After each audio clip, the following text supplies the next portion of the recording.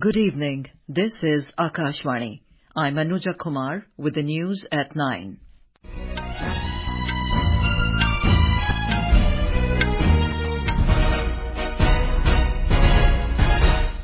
The headlines.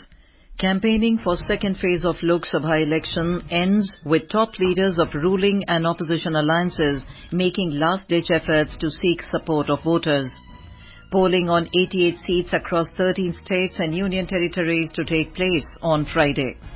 Supreme Court reserves verdict on petitions seeking cent-per-cent cross-verification of vote count in electronic voting machines with VVPAT slips. IMD forecasts severe heat wave conditions over East and South Peninsular India during next 5 days. Indian men's and women's compound teams reach finals in Archery World Cup at Shanghai in China, and in IPL Cricket, match underway between Delhi Capitals and Gujarat Titans in Delhi. And now the news in detail. Campaigning for the second phase of Lok Sabha elections ended this evening. The elections will be held in 88 Lok Sabha seats in 13 states and union territories, including the remaining part of the outer Manipur Lok Sabha constituency. The voting for this phase will be held on Friday. Polling for the Betul ST parliamentary constituency of Madhya Pradesh, which was scheduled in the second phase, will now be held in the third phase due to the demise of the BSP candidate. A total of 1,198 candidates from 13 states and union territories, along with 4 candidates from the outer Manipur Lok Sabha constituency, are in the fray in this phase. Top leaders of major political parties made a last-ditch effort to woo the voters by holding back-to-back rallies and roadshows. Prime Minister and senior BJP leader Narendra Modi addressed a public meeting in Ambikapur city of Chhattisgarh and at Sagar district in Madhya Pradesh today. Senior BJP leader Amit Shah held a poll meeting at Allapura in Kerala this afternoon. BJP President JP Nadda addressed a public meeting at Bhagalpur in Bihar. Grand Alliance leaders of RJD, Congress, Vikassheel Insan Party and left parties also campaigned in support of their candidates.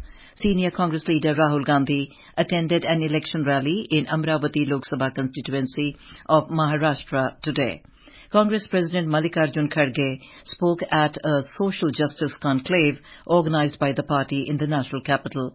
In Uttar Pradesh, Samajwadi Party chief Akhilesh Yadav campaigned in Mainpuri and Etawah districts. In Assam, Chief Minister and senior BJP leader Himanta Biswa Sarma held a rally at Dalgaon for the party candidate.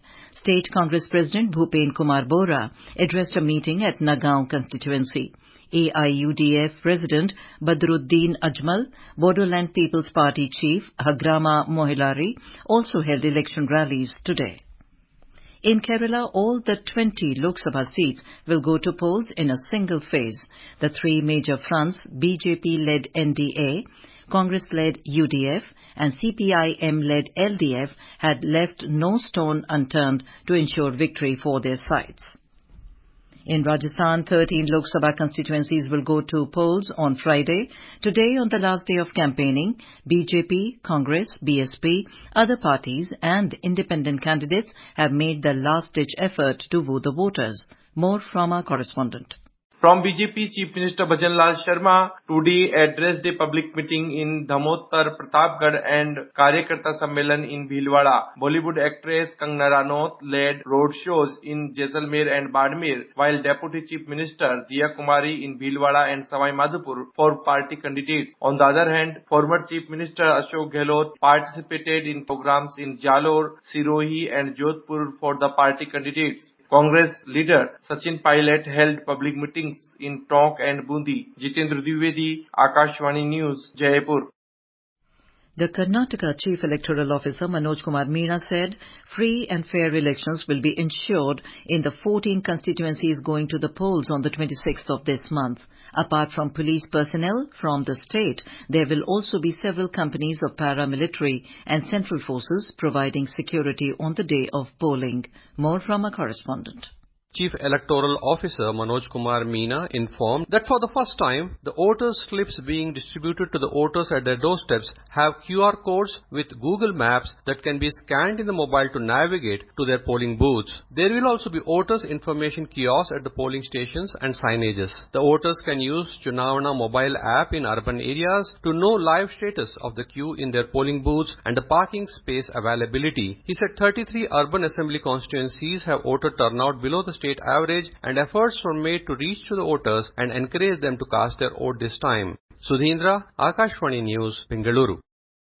In Manipur, the election authority has taken up all measures to conduct the second phase of Lok Sabha polls in 13 assembly segments in 8 districts of Manipur Outer Parliamentary Constituency the day after tomorrow. The polling personnel and security personnel deputed for the polling stations in Tamenglong, Ukhrul and Kamjong have left the district headquarters today for their designated polling stations. The polling teams for far-flung areas started their journey to the designated polling stations for the upcoming second phase polls. In Arunachal Pradesh, re-polling at 8 polling stations in the Arunachal West Parliamentary Constituency was conducted smoothly and peacefully today, with a total voter turnout of 79.8%. The re-pollings were held at 1 polling station each in Baming and Nyapin Assembly constituencies, 2 in Rumgong and 4 in Nacho Assembly constituencies. Earlier, the Election Commission of India had declared the polling held on the 19th of this month at these polling stations for parliamentary and assembly elections as void. In the third phase of the Lok Sabha elections, the nomination process for 10 seats of Uttar Pradesh is already complete. Agra will also go to polls in this phase. The BJP has again fielded SP Singh Baghel from this seat. Bahujan Samaj Party has fielded Congress leader Satya Behen's daughter Pooja Amrohi as its candidate. The Samajwadi Party has given the ticket to Suresh Chand Kardam. Apart from these, 8 other candidates are also in the fray. A report. Agra Lok Sabha seat was once a stronghold of Congress from 1952 to 1971. Congress won from here, while after the emergency in the anti-Congress wave in the country, Chaudhry Charan Singh's party Bharati Lok Dal won from here. After that, Congress won again in 1980 and 1984. But after that, Congress could not return to this seat again. In 1989, Janata Dal captured this seat. After that, Bhagwan Shankar Rawat became MP from BJP in 3 consecutive Lok Sabha elections in 1991, 96, 98. In 1999 and 2004, film actor Raj Babbar contested from Samajwadi Party and became MP. In the year 2009 and 2014, BJP once again captured this seat and Ram Shankar Katheria became MP. In the year 2019, BJP changed its candidate and fielded Professor SP Singh Baghel from here and he won the seat. This time BJP has again fielded SP Singh Baghel while SP has nominated Suresh Chandra Kardam and BSP has nominated Pooja Amrohi. Om Avasthi, Akashvani News, Lucknow. Samajwadi Party Chief Akhilesh Yadav has decided to fight the Lok Sabha elections this time. He will file his nomination from Kannauj Lok Sabha seat tomorrow. 2 days back, the party had announced Tej Pratap Yadav's name as a candidate for the Kannauj seat, but later on, Akhilesh Yadav decided to fight for the seat. Voters can face various issues on the day of polling. One of these issues is a voter finding out that his vote has already been cast by someone else. Though rare, people need to know what to do in such a situation and what a tender vote is. Our correspondent has more details. Imagine stepping into a polling station all excited and filled with civic duty and you are informed that somebody has already voted in your name. What would you do? Well, according to Section 49P of the Conduct of Election Rules 1961, if a voter presents himself or herself at the polling station and finds that another person has already voted in their name, they can approach the presiding officer at the polling booth and flag this issue. Such a person is allowed to vote only after answering the presiding officer's questions about their identity satisfactorily. The person is allowed to vote only by means of a tendered ballot paper instead of voting machine. Such a vote is called a tendered vote. These votes are useful when the margin between the winning candidate and the runner-up is slim. However, if the difference is large, tender votes are not counted. This exercise ensures the voting rights are upheld and there is a fair representation in elections. Durgesh Bhadoria for Akashvani News, Delhi. This is Akashvani giving you the news. For quick news updates around the clock, follow us on our Twitter handle at AIR News Alerts. Lok Nirnay 2024, a special program on the general elections, every evening at 7 and repeat broadcast at 9:30 p.m. on Akashvani Gold. Updates of election activities, insights from regions and constituencies, expert opinion and analysis in the world's largest festival of democracy. Stay tuned to Lok Prasarak ke saath, Lok Nirnay 2024. Welcome back to the evening news. The Supreme Court today reserved its verdict on a batch of petitions seeking a cent-per-cent cross-verification of vote count in electronic voting machines, EVMs, with voter verifiable paper audit trail VVPAT paper slips. A bench comprising Justices Sanjeev Khanna and Dipankar Datta posed a series of questions to the Election Commission of India about the functioning of EVMs. ECI assured that it is impossible to tamper with EVMs at any stage. It further clarified that the microcontrollers cannot be accessed physically and have a one-time program burnt into them. While reposing faith in the ECI, the bench clarified that it would look into the possible reforms needed to strengthen the current polling system. The Supreme Court, however, disagreed with the idea of a return to paper ballots. The 10th round of India-Japan consultations on disarmament, non-proliferation and export control was held in Tokyo today. The two sides exchanged views on developments in the areas of disarmament and non-proliferation relating to nuclear, chemical and biological domains, outer space security, non-proliferation issues, conventional weapons and export control. In Mizoram, the state is on high alert as the African swine fever struck again, resulting in the death of as many as 174 pigs due to the outbreak of the disease. The outbreak of the African swine fever has been confirmed in 3 districts, Aizawl, Champhai and Saitwal. The Leh-Manali National Highway, which was closed in November last year following snowfall, has been opened by the Border Roads Organization for the movement of army vehicles. A report. At present, the road is open only for the army convoys. The district disaster management authorities will take the decision to allow access for locals and tourists over subsequent periods.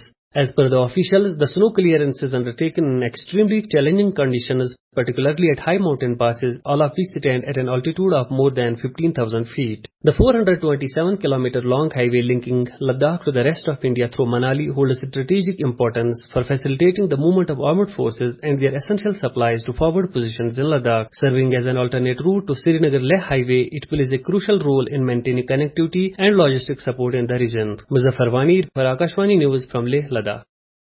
The India Meteorological Department IMD has forecast that heat wave to severe heat wave conditions are likely to continue over east and south peninsular India during the next 5 days. The severe heat wave conditions are likely to prevail over coastal Odisha, Gangetic West Bengal, sub-Himalayan West Bengal, Sikkim and interior Karnataka. IMD said the maximum temperatures will rise by 2 to 3 degrees Celsius over central and east India. On to sports. In Shanghai Archery World Cup Stage 1, the Indian men's and women's compound teams have reached the finals today. The Indian men's team of Abhishek Verma, Priyansh and Prathamesh Fuge edged out South Korea in the semi-final, and the women's team of Jyoti Surekha Vennam, Aditi Gopichand and Praneet Kaur defeated Estonia to reach the finals. In the finals, the men's team will face the Netherlands and the women's team will go up against Italy. The finals will be played on 27th of April. And in IPL Cricket, Delhi Capitals have set a target of 225 runs before Gujarat Titans at the Arun Jaitley Stadium in Delhi. Delhi Capitals scored 224 runs for 4 wickets in the stipulated 20 overs. And now, before we end the bulletin, the headlines once again. Campaigning for second phase of Lok Sabha election ends with top leaders of ruling and opposition alliances making last-ditch efforts to seek support of voters. Polling on 88 seats across 13 states and union territories to take place on Friday. Supreme Court reserves verdict on petitions seeking cent-per-cent cross-verification of vote count in electronic voting machines with VVPAT slips. IMD forecasts severe heat wave conditions over East and South Peninsular India during next 5 days. Indian men's and women's compound teams reach finals in Archery World Cup at Shanghai in China. And in IPL Cricket, Delhi Capital sets a target of 225 runs for Gujarat Titans in Delhi. That is all in the news at 9. Good night.